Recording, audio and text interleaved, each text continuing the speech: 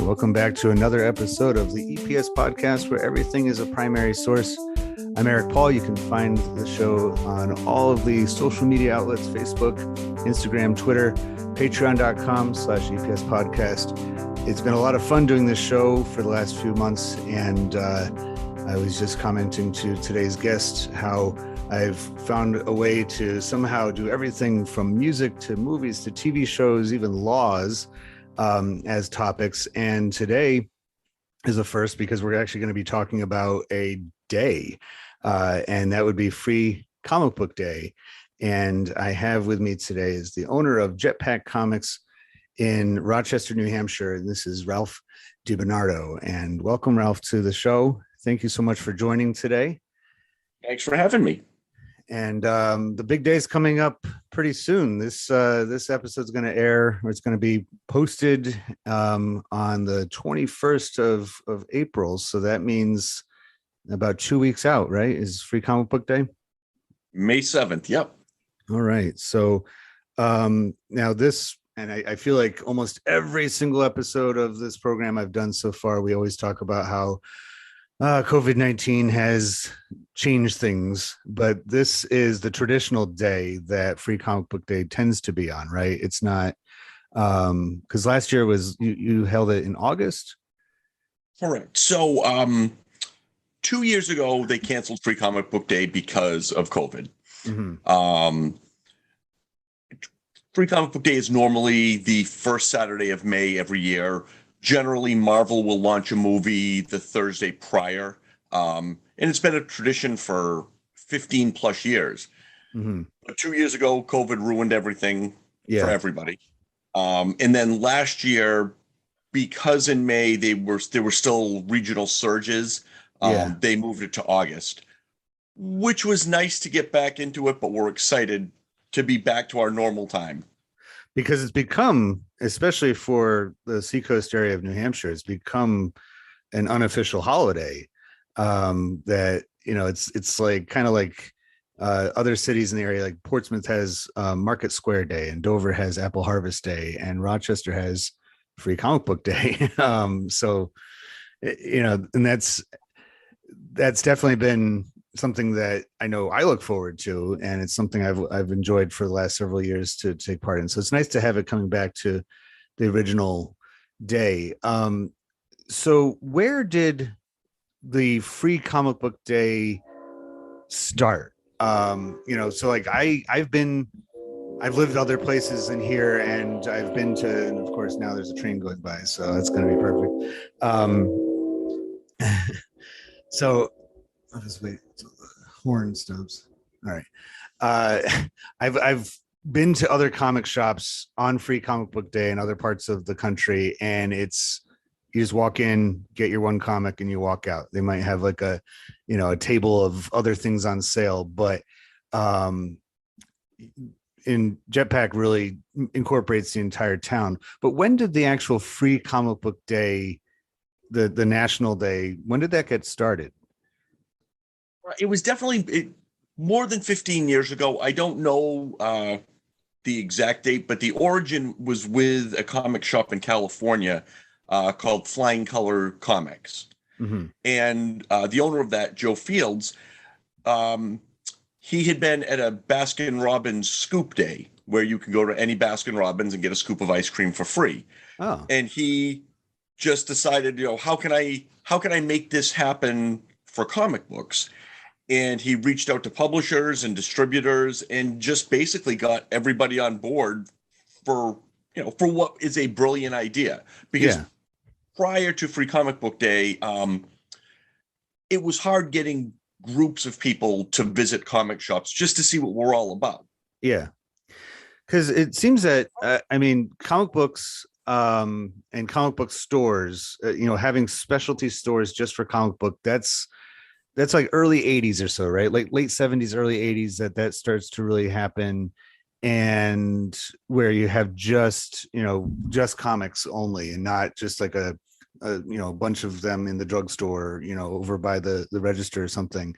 For the longest time, what seemed to be the clientele? Was it just people that were interested in science fiction and comics in general. You're saying that like the general audience, the most people were not really going into comic stores very often. Right. So the origin of the comic shop really came about with what we call the direct sales market. So prior to 1980, a store that had comic books had to get them from a magazine distributor. Mm-hmm. So that's why you would see them in supermarkets and drugstores and bookstores, and they were sold to them on a returnable basis, which is a horrible business model. But they'd been doing it that way since the 1940s. Mm-hmm. So you'd get your comic books from the magazine distributor. They put them on the rack. They didn't sell whatever didn't sell. You'd rip the cover off and send it back to get your credit for. And I don't know if it was Marvel or DC that came up with the direct sales model, but they started producing titles that they only sold directly to comic shops. Which were few and far between. But as this model unrolled, more of us, started up shops. Mm-hmm. So by the mid 90s, there were thousands of comic book shops. Yeah. And then that market got extremely oversaturated to be decimated over several years to where there were less than 2,000 comic shops. Okay.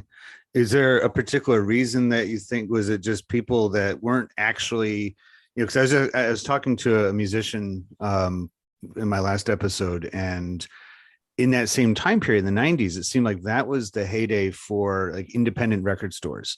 And that's when you would go into a record store and you knew that the person behind the counter or the person stocking the shelves with the records and the CDs and everything really knew what they were talking about, that they were, if you weren't really sure what, you had only enough money for one CD, they could tell you which one they would recommend. Is the same thing true for comic book stores, where maybe people opened them as just like hoping to just make some money, but they weren't really all that knowledgeable about what they had. And it was really the knowledgeable staff that was able to make the good ones stick around? Pretty much that's exactly what happened. It became a heavily invested in market. So people were buying cases and cases of comic books looking to make their fortune in the future. So you figure the Teenage Mutant Ninja Turtles kind of started the ball rolling, but that was a legitimately underprinted comic that people were looking for. Yeah. So as as time passes, everybody sees the amount of money that the Turtles are going for, and then they start dumping money into other things. There was a period in the 80s or in the late 80s when I had investment bankers buying cases of comic books from me because they thought that was where they should put their money. Yeah. And the card industry went through the exact same thing. Yeah. I remember that firsthand. I remember learning, because I was in 1991, I was 10 years old. So I was right in that target market for both baseball cards and comic books. And I got really into both, and more the baseball cards than the comic books. I was really I was dumping so much of my money into it. And I kept pointing at the price guides. And I know even comic books got into this too. Like Wizard Magazine used to have, valuable comics listed in the back, and it looked like a stock ticker or something with the little arrows pointing up or down to tell you the movement of and I used to point to I'd show my dad, I'd say, look, this card right here, this comic is worth this much. He's like, no, it's not worth anything until somebody gives you the money for it. He's like, the market's going to bottom out on the cards. He's like, you're going to be stuck with a bunch of cards that aren't worth anything someday. And that's exactly what happened. I remember it almost like the day it happened in the mid 90s, where the card companies were only making the good cards. Like they were like pre-valuing them. And if I remember, I kind of recall, it seemed like around that same time, comic book companies were making a lot of issue zeros and special editions and like gold plated covers, like collector's edition of this, and they would just kind of churn out like copycats of X-Men or something like that, just to get people like, I got a collector's item, but not everything can be collectible. Right. And, in the end, I think the internet ruined that for everybody, because it was a real-time information that you could suddenly get a hold of, instead of depending on Wizard Magazine to tell you what was valuable. You could actually see it now. And so that brings us to right about the time, early 2000s or so, is when you're saying when Free Comic Book Day started. Is that it's almost like the comic book store industry had shedded its, kind of lackluster variations, and then they were trying to reestablish an audience. Is that around that time? Yeah, that's definitely a fairly accurate statement. Marvel in the late 90s, Marvel almost went out of business. There used to be a number of comic book distributors that all folded. Toy businesses were going out of business. So, the strong survived. They made it through it. Yeah. And then it was kind of how do we get back to our roots? How do we show people that comic books are as American as apple pie and baseball? Yeah.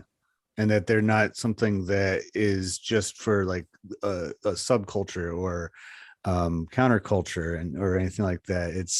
It's a welcoming thing, and that there's really something in most stores for everybody, that, all ages and everything like that. And I think that I know that a lot of the comic shops that I used to see were always around that time, early 2000s or so. A lot of them had either for one reason or another been tucked away in some like strip mall or the back of, some place that didn't really exude, a welcoming confidence. This is a legit business and the people in there are, know what they're doing. And so your store, Jetpack, is right on Main Street in Rochester. How long has the store been in that spot? It's been in that spot this is our 16th year, and our 18th year in business. Okay. So we started out on a side street, not a dark, dingy place, but we started out in a smaller location and grew into the location we have now, or outgrew it, as I like to think. And when the Free Comic Book Day idea came about how long did it take for you to grow it the way that you do? So maybe just a quick description of how that day takes over really the downtown area of a good sized city in New Hampshire.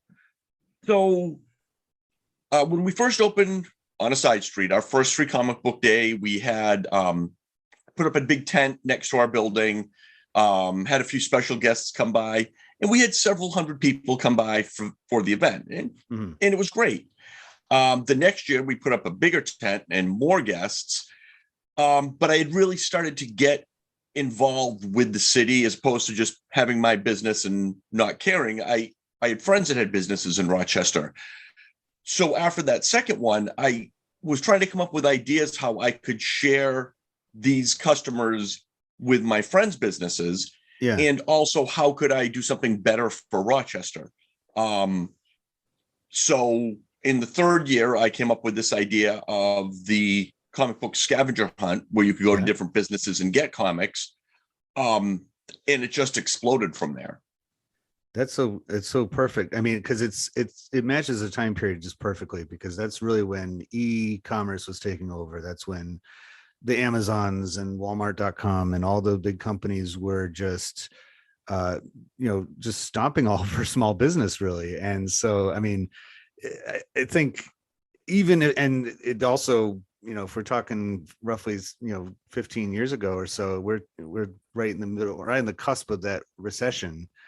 And even if people wanted to, that going to a small business meant paying more money and not being able to, even if you got the better service and the more knowledge of what they were doing than you would get at a big box store or something like that, it just wasn't feasible for a lot of folks. So do you feel that that's what motivated you to try to help out the other small businesses around town? Or is that kind of like maybe just a subconscious thing?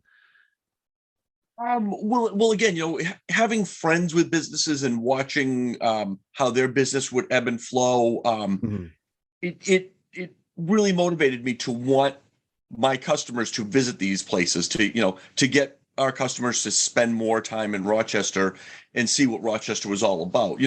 At 15 years ago, I would say 40% of downtown Rochester was vacant, as far as retail locations go. Yeah. And I knew this is where I wanted to be. So it was kind of how can I make this better? And hopefully everybody else gets on board and we all make it better for each other. Yeah. I mean, I've noticed from, just the geographic component of this, and for people listening to this podcast, just to give you a quick geography lesson of the seacoast of New Hampshire region, Portsmouth, by the name, is right on the coast. It's right at the port, and there's a road that goes directly up from Portsmouth, called the Spalding Turnpike, and that is one city after the other, Dover and then Rochester, that it seems like the kind of economic progress and the cultural, hearth, or just a cultural center has progressed northward over the years. Because I remember back in the 1980s, Portsmouth was kind of, it was real kind of working class community, didn't have, and then they became a bit more, I'd say in the 90s, Portsmouth is sort of where Rochester is now, where it was a kind of an eclectic town, had a lot of arts and, kind of subculture type stuff. There's a pretty thriving punk rock scene going on in the 90s in Portsmouth. And then, it's kind of climbed the way up. So do you think that Rochester in the last 10, 15 years or so is where that city was maybe in the early 90s? That kind of vibrant excitement? Absolutely. Yep. So if you look at Portsmouth, in the 80s, they had the shipyard and the air base both in full swing. Yeah. So there was probably 50,000 extra people that were living in the seacoast area. When they downgraded both of those facilities, for a period of time, Portsmouth was devastated. Yeah. But then through the 90s, you saw places like the Button Factory in the Elvis Room, and like you said, the punk rock scene and the art scene started taking off. But as with everything, these areas get more popular and you get priced out of them. I would love to have a shop in Portsmouth, but the amount of rent it would cost me to have the space I have now would be 5 times what I'm paying. Yeah. So you progress north, like Dover and Rochester were more mill towns. Yeah. So Dover started out working class, but then people start migrating north to Dover because they can't afford the rent in Portsmouth.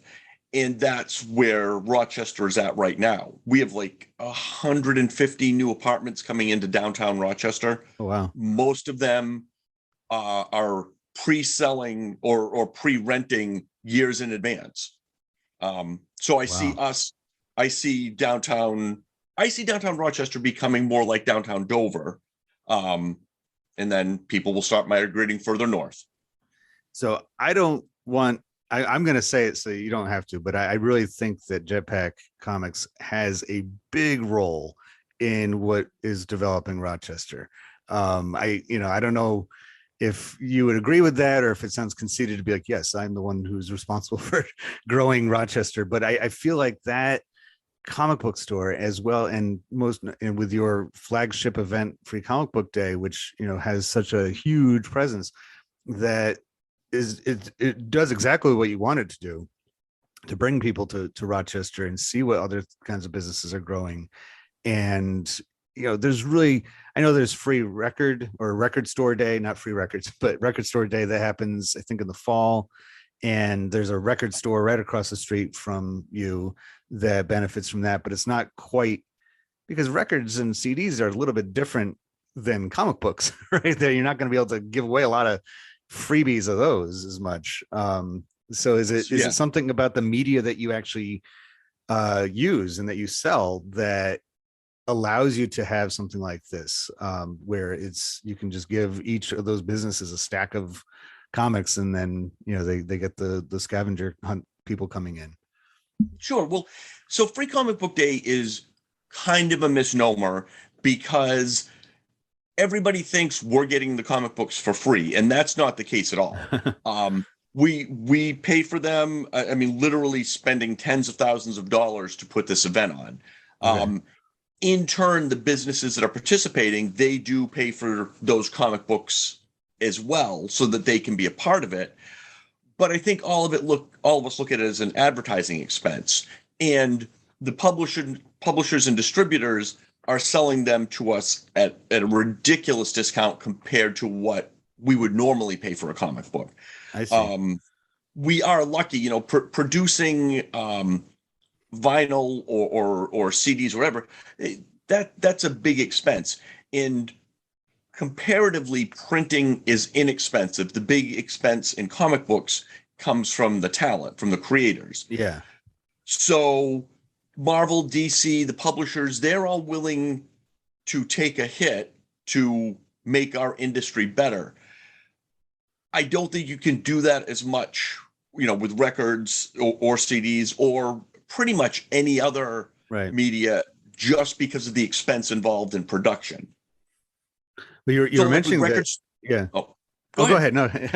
Well, I was going to say, you were mentioning before how it seems that Marvel has a movie coming out every around Free Comic Book Day, and so there's definitely some collaboration. And May 4th is Star Wars Day, so there's a lot of Star Wars, fan, and then the Star Wars comics too. So it seems like there's a bit more of a multi-thematic push here, whereas understandably it's not as easy for it's not like you can have big name bands come and do a show and it's you don't get a wide release, can't really broadcast a concert the same way as a movie would be. So it's like a perfect tandem event where it's like, we're going to put the next Avengers movie up as you go get your free comics, and it's a cross promotional thing, and it's really, I mean, is there a reason that you think that comic books and their characters and everything about them is having such a huge renaissance?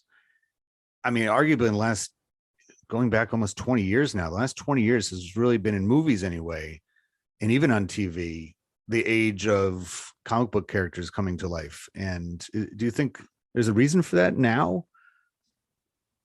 I would say the reason would actually all go back to Disney buying Marvel. I think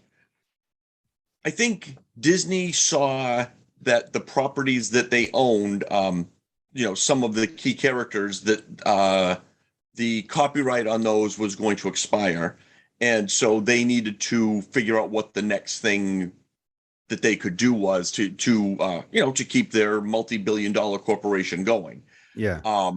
Marvel's character line, I think it is probably pushing 6,000 different characters. Oh my goodness. So Disney buying Marvel meant that they had 6,000 unique characters that they could make movies, TV shows, books.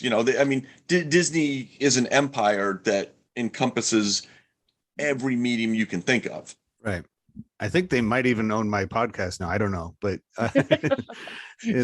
with luck, it'll happen, right? Like while I'm working right now, that I just like a guy's going to come in and give me the mouse ears and say, "You're now one of us." So I mean, the audiences aren't exactly showing that they don't like it. I mean, it seems like people that would in previous time periods not have any interest at all in seeing a comic book movie. They're going in droves. I mean, it's a big thing. I see people everywhere wearing t-shirts of the Flash, and Batman, of course, has been around forever, but like the fashion and everything, it's not just comic book fans who are into this stuff. And so I guess that goes back to Free Comic Book Day itself. Would you say the intended audience of Free Comic Book Day isn't necessarily, I mean, the comic book fandom is a given, they'll be there, but is it trying to reach people that wouldn't otherwise be interested in comic books? Oh, absolutely. That's ultimately the purpose of Free Comic Book Day, is to get new people to come through the door and see what we have to offer. There is literally a comic book for everyone. People that say they don't like comic books just haven't been exposed to the comic book that fits them. Yeah. And I mean, there's so much talent involved now too. I think I've learned a lot through our mutual friend, Andrew, with when it comes to like the recent history of comics in that late 80s, early 90s. It seemed like there were, I guess early 90s is kind of an exception, but mid 80s or so wasn't a lot of real inspiring stories. And Ninja Turtles is really the only one that stood out as being different and unique and fresh, whereas a lot of the other comic characters, but it seems like 90s and then 2000s, a lot of great storytelling, a lot of great artwork, new characters coming out that are representing a huge cross section of the society. Like you said, there's something for everyone, not to mention graphic novels.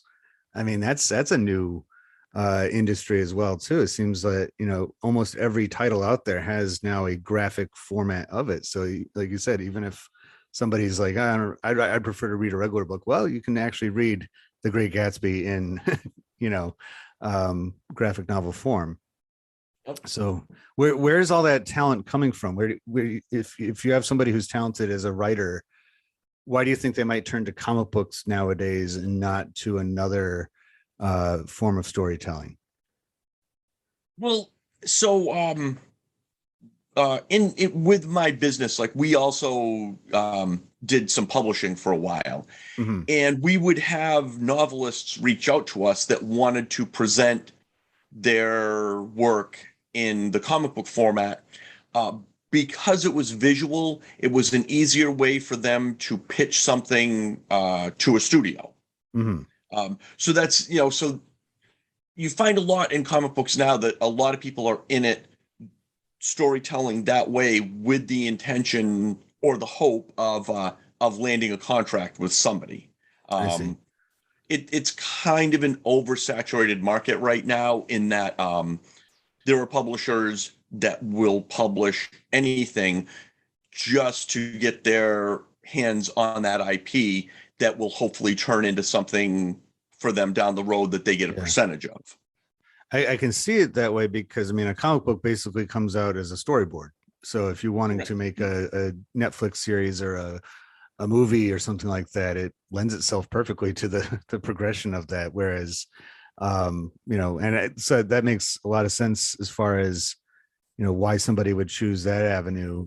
But as far as the artists go, I've noticed, because I've gotten my share of free comic books, not to mention, actual, ones I purchase.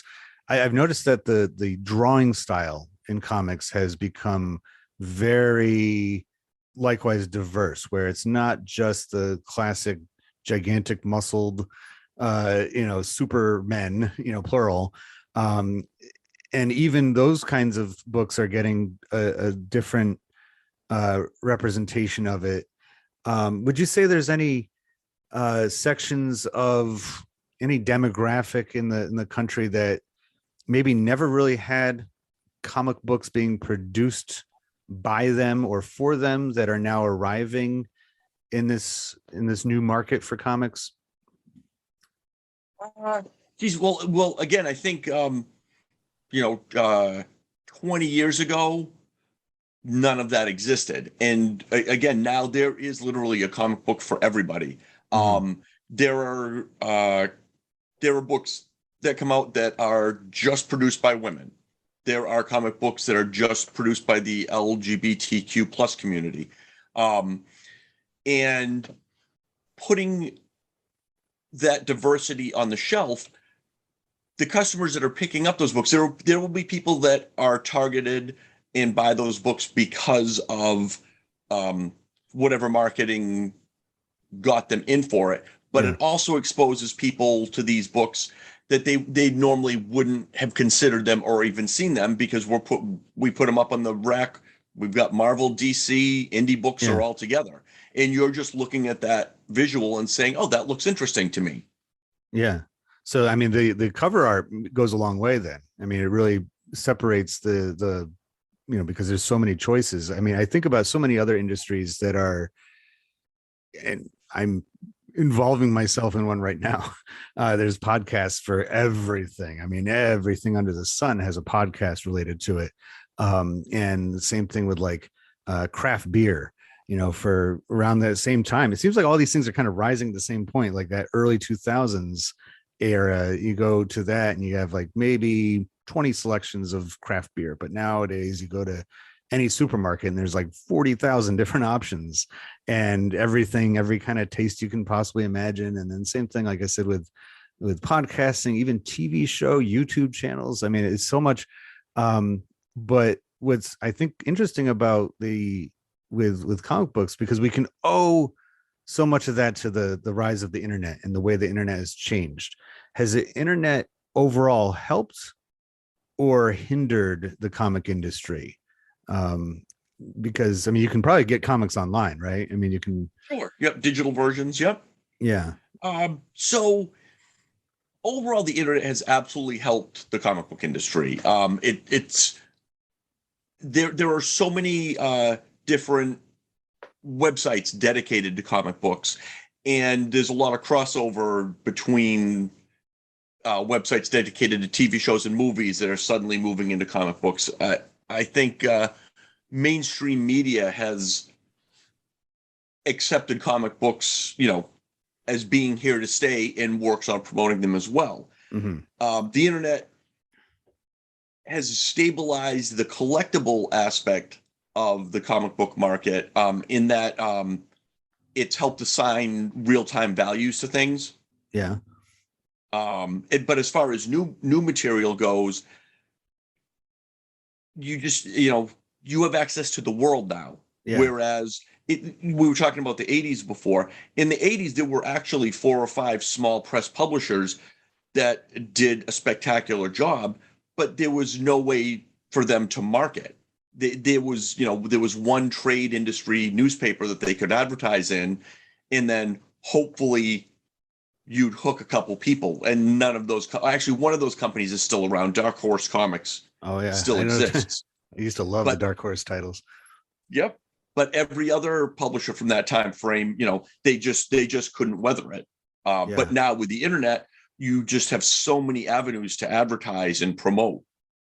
So that is the key component that, so you've been a long time, you've worked closely with Kevin Eastman, Peter Laird, and Steve Levine, and Jim Lawson, the Ninja Turtles guys, because they're all, at least at the time in the early 80s, they were local. They were around the Seacoast area.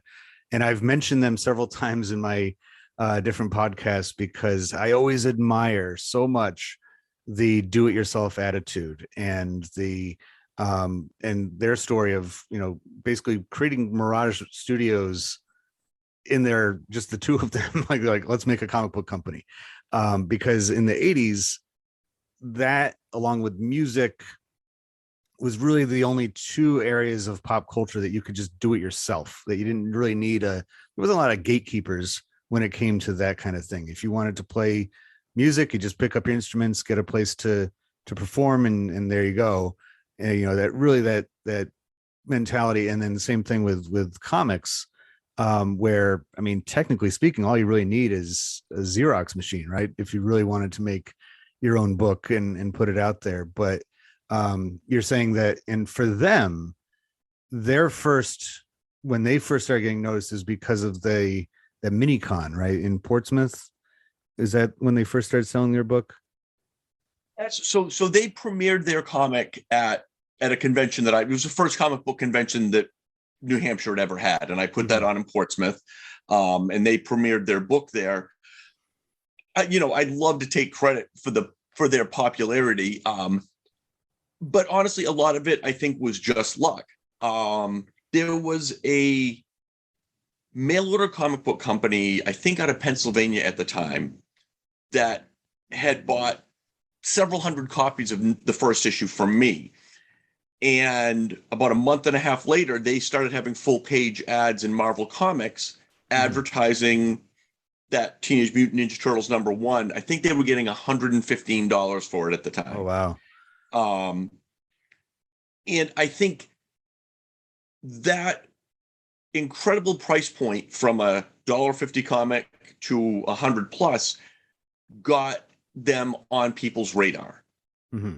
And you know, they were very smart about it. You know, they hired lawyers to help them navigate everything to do with merchandising. Right. And they got their toy deal, and they kept the publishing arm for themselves. And I mean, those guys just really they lived the American dream. They created something iconic that will never be forgotten. Right. You know, it's I don't think anybody will ever duplicate it the way they did. Probably the next closest thing would be Robert Kirkman and The Walking Dead. Yeah. Just as far as something that has incredible breakout popularity and, you know, propels those creators into stardom. I mean, it's all about timing, though. I mean, it's incredible how I don't think the Ninja Turtles would have been anything in the 70s.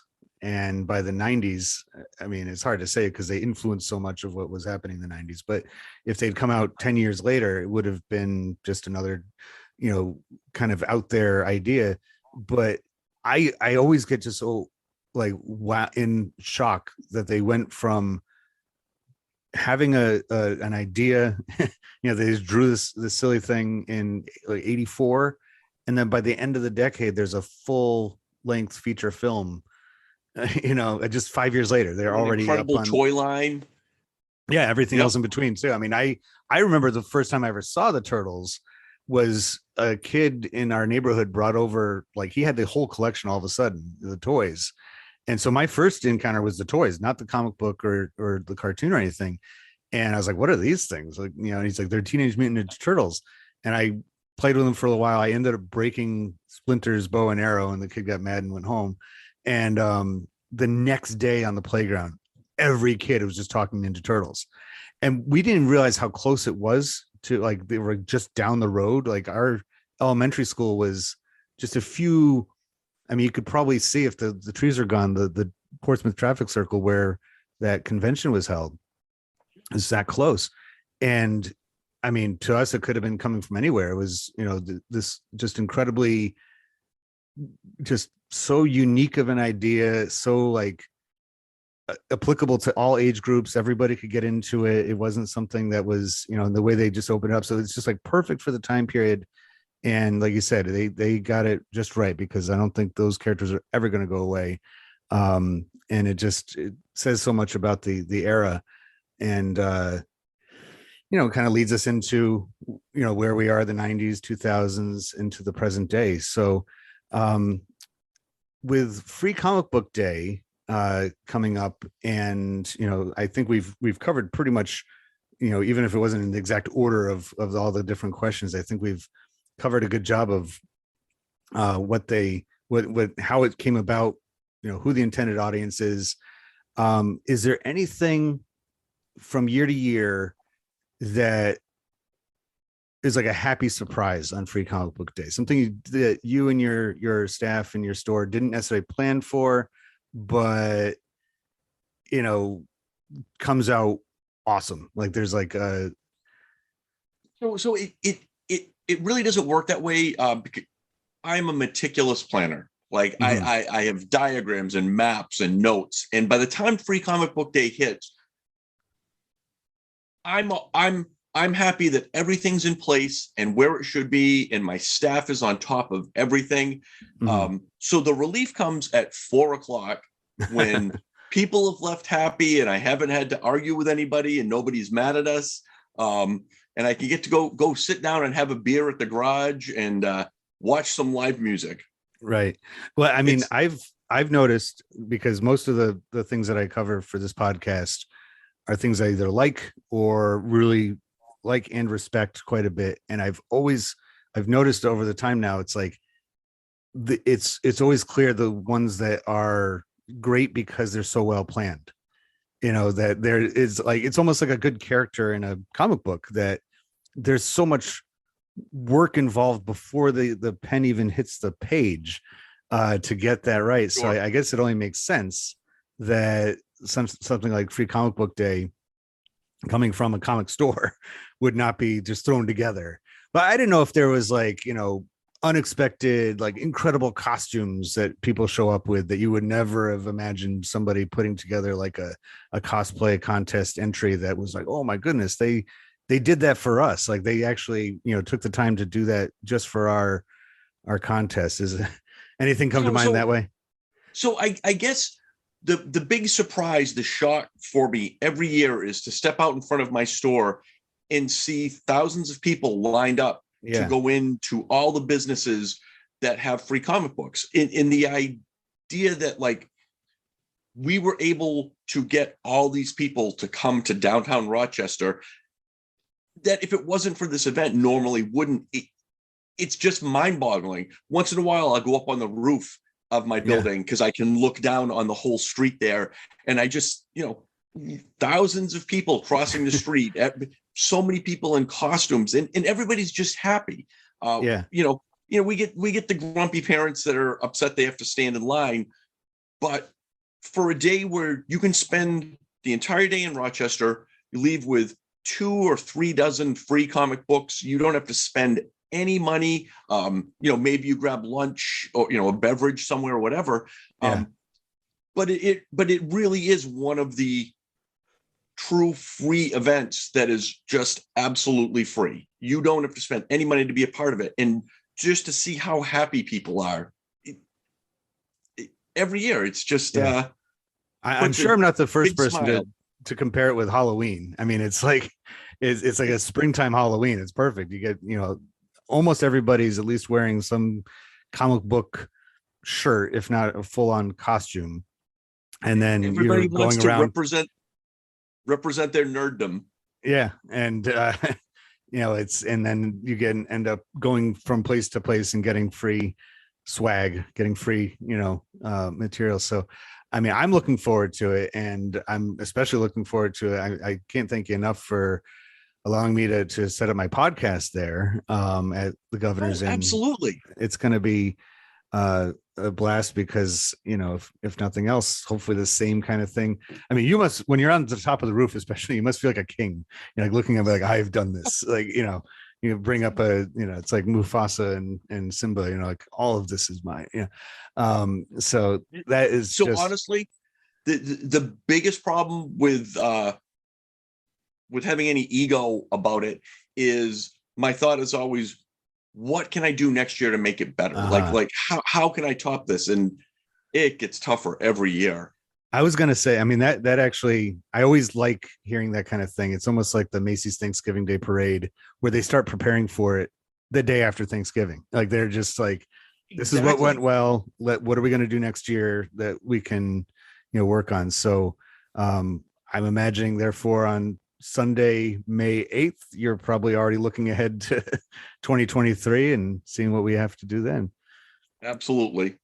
Well, that's great. So for everybody listening, hopefully, even if you hear this on May 8th of 2022 and you missed Free Comic Book Day in Rochester, New Hampshire, there's always one every year. There's from here on out, as far as we can see. But if you hear this episode before that day, make sure that you keep it in mind. It's Free Comic Book Day. It's all over the country, maybe even all over the world, and North America at least, right?